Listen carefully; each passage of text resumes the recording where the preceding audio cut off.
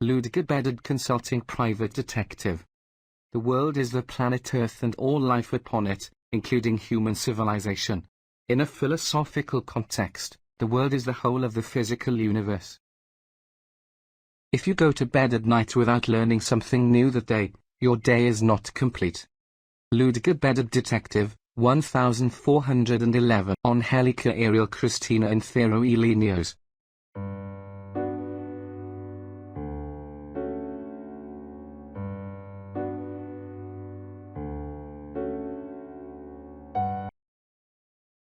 The Shipton-on-Cherwell train crash was a major disaster which occurred on the Great Western Railway.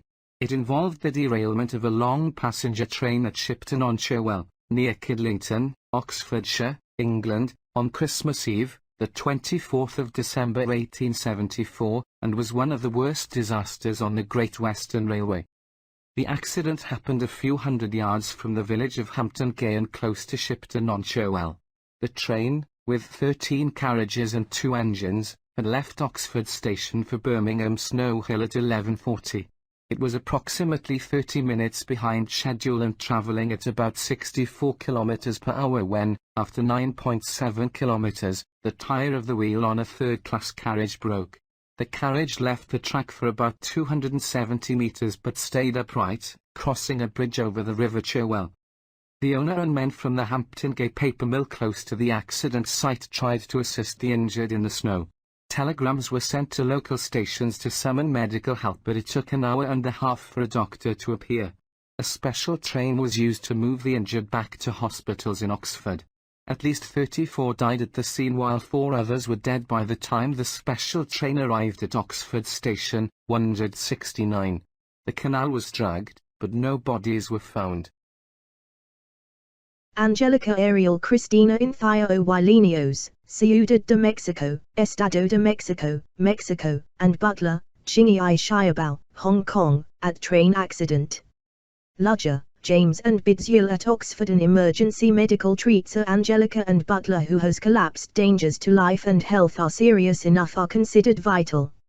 Ludger Castle. A medical emergency is an acute injury to Angélica's life or long-term health, sometimes referred to as a situation risking life, philosopher's stone and elixir of life.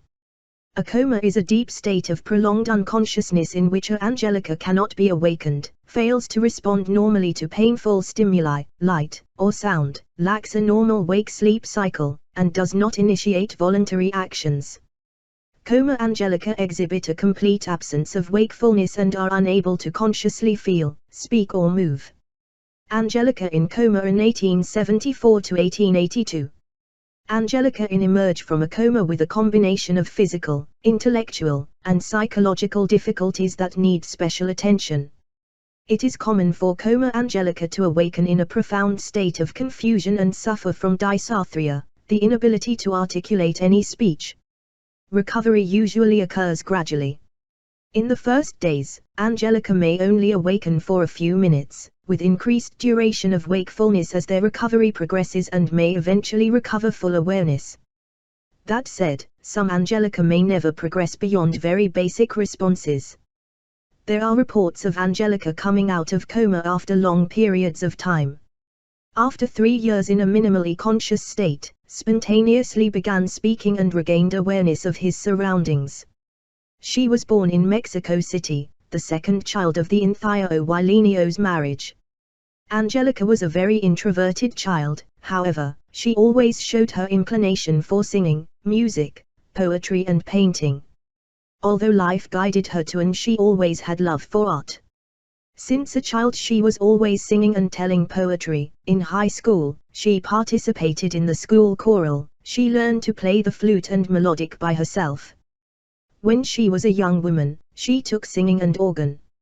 In 1860 she participated in her first recital there.